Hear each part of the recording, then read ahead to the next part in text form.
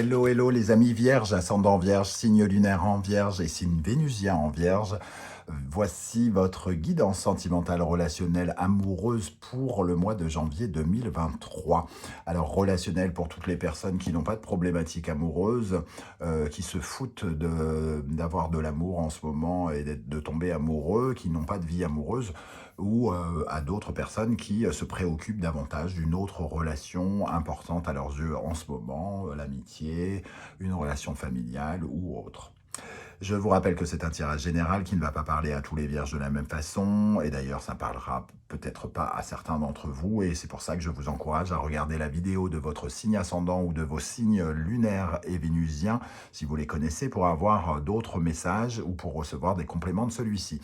Je vous rappelle de faire preuve de bon discernement, de ne prendre uniquement que les messages qui vibrent avec ce que vous vivez. N'hésitez pas à adapter mon vocabulaire à votre situation, à faire le tri. Je vais vous proposer plusieurs interprétations. Ne prenez que ce qui vous parle, bien entendu.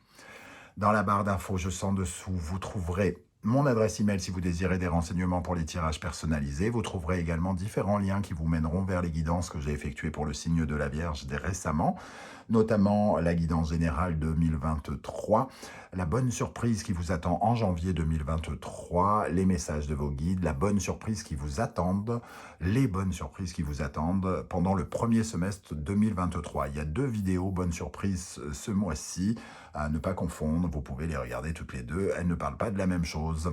Voilà, on va pouvoir commencer avec l'énergie principale ici de votre tirage sentimental, relationnel, amoureux. Merci de liker la vidéo, de la partager, de vous abonner si ce n'est pas déjà fait, pour me soutenir, pour m'aider à faire grandir la chaîne. Les abonnements sont totalement gratuits pour vous et pour moi, ça veut dire beaucoup. Voilà, ça m'aide énormément en tout cas. Alors, on y va, le jugement inversé. Le jugement inversé, c'est un retard. Il y a quelque chose qui n'est pas à l'ordre du jour et qui pourrait l'être. Il y a une petite sorte de contrariété, on va dire. C'est un retard dans les espoirs, c'est quelque chose qui arrive. Il y a une révélation qui n'est pas faite, un dégagement, une libération qui n'est pas acceptée ou faite ici. Il y a un succès qui est sous-jacent, qui attend et qui se met pas en avant, entre guillemets. Ici, il y a quelque chose qui n'est pas mis en avant, c'est-à-dire que, par exemple, c'est une révélation, une réponse, par exemple, qui n'est pas donnée. Peut-être qu'on attend de vous une réponse par rapport à un sujet, ou vous attendez une réponse de quelqu'un par rapport à un sujet, et cette réponse n'est pas encore venue. Ça ne veut pas dire qu'elle n'arrivera pas, au contraire, avec le jugement, elle va venir, la révélation va arriver, c'est un petit peu en retard, on va dire. Parce que soit la personne réfléchit encore, soit il y a des éléments qui se mettent en travers de cette réponse. Mais voilà, le jugement vous propose de libérer quelque chose et d'avoir une certaine forme de résurrection, donc d'avoir une seconde chance. Pour l'instant, cette seconde chance, soit la personne pense ne pas avoir à l'accepter, soit elle ne veut pas l'accepter, ou soit il faut qu'elle continue à faire son cheminement pour l'accepter. C'est peut-être vous, c'est peut-être une autre personne. On va regarder pour compléter avec les autres cartes, et notamment avec l'oracle de l'ultime vérité. Ici, nous avons l'énergie de l'offre, l'énergie du fanal, qui représente l'étoile, et la famille ici. Alors, pour moi, ces 3 énergies, alors ça nous dit quand même qu'il y a une offre qui a été faite à quelqu'un. Soit on vous a proposé quelque chose, soit vous avez proposé quelque chose à quelqu'un. Je propose qu'on déménage. C'est dans le domaine de la famille. Donc ça concerne peut-être les personnes qui, dans un premier temps, sont en couple. Ça peut être aussi quelqu'un de célibataire, d'ailleurs, je dis des bêtises, parce que on peut vous proposer de vous mettre en couple pour créer quelque chose, pour créer une famille, pour être ensemble. Ici, on vous propose quelque chose, ou vous proposez à quelqu'un, et on voit bien avec le jugement que la réponse tarde. Soit la personne n'est pas d'accord à ce jour, soit elle réfléchit, soit elle ne sait pas encore ce qu'elle va dire, mais une chose est sûre, c'est que on attend la réponse. On attend la révélation, la libération. La libération, c'est un oui ou c'est un non, et basta, quoi. Pour l'instant, on ne sait pas encore ce qu'il en sera. Mais cette offre, en tout cas, avec le fanal ici, l'étoile, c'est une offre dictée par le destin, quelque part. Hein. Il serait de bon ton de dire oui, j'ai envie de dire. Il y a beaucoup d'espoir qui peuvent reposer sur cette offre. Il y a quelqu'un qui attend vraiment quelque chose d'important pour sa famille, pour la concrétisation de son foyer, de sa maison peut-être aussi. La famille, c'est de ses racines. C'est un peu comme si vous demandiez à quelqu'un, j'aimerais avoir un enfant, et c'est pour consolider votre famille, c'est pour créer votre famille. Et peut-être que la personne va dire oui ou non. Cette personne vous demande en mariage. Vous êtes contre le mariage. Donc, soit vous dites non, soit vous dites oui. C'est vraiment ici pour concrétiser quelque chose par rapport à la famille, le foyer, les racines. Comment dire enterrer les racines, quoi, pour que ça soit plus solide, hein, quelque chose comme ça. Ok, quel est votre état d'esprit pour aborder ce mois de janvier? Le monde. Alors, le monde, ici, j'ai tendance à le prendre un petit peu inversé parce qu'il va un peu dans le sens de ce jugement, alors que quand il est à l'endroit, tout va bien, quoi, entre guillemets. Ici, j'ai l'impression qu'il y a un retard aussi. On nous dit qu'on y voit plus de difficultés qu'il n'y a, hein, avec le monde dans cette position-là. Peut-être que vous voyez cette offre, vous ou la personne, moi j'ai tendance à penser que c'est peut-être vous avez tendance à y voir des problématiques qui n'existent peut-être pas, et vous manquez peut-être un peu d'ouverture ou de tolérance par rapport à cette offre. Donc peut-être une envie, entre guillemets, de refuser, une envie de rester tel que c'est, parce que le monde, ça nous oblige à passer à l'étape suivante, et peut-être que vous avez peur de passer à l'étape suivante pour une raison X ou Y. Vous avez peur d'avoir un enfant parce que vous ne savez pas si vous allez pouvoir le gérer, si vous allez être un bon père ou une bonne mère, etc. etc. Vous ne savez pas si vous devez habiter avec la personne de votre cœur parce que vous ne savez pas si ça ne va pas tout gâcher, etc. etc. Vous avez une proposition d'une personne qui vous propose de se mettre en couple avec vous et vous ne la connaissez peut-être pas encore assez, ou alors vous êtes assez intolérant, elle est différente de vous et vous y voyez des choses, des problématiques qui ne sont peut-être pas vraiment des problématiques. Quelque chose comme ça, en tout cas. Avec le monde et le 5 de coupe, oui, on a peur de faire le deuil d'une ancienne vie, quelque part. On a peur de changer d'émotion et que cette offre puisse changer quelque chose dans notre vie sentimentale ou amoureuse. Peur de s'investir et de perdre sa liberté, peur de ne pas être à la hauteur, etc., etc. Le 5 de coupe nous oblige à faire un deuil et le monde ici a passé un cap, hein, on le sent comme ça. À quelle énergie vous allez tourner le dos pendant le mois de janvier? Le valet de denier. Le valet de denier, c'est finalement le fait qu'on vous propose de vous investir différemment dans la relation, dans une relation, et finalement, c'est un peu refuser déjà cette nouveauté. Hein. Ici, on ne s'engage pas.